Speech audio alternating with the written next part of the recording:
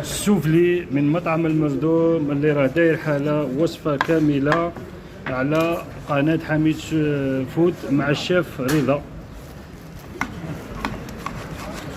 السوفلي بنينه ما شاء الله هايله. هذه الوصفه كامله، شوفوا كيفاش ما شاء الله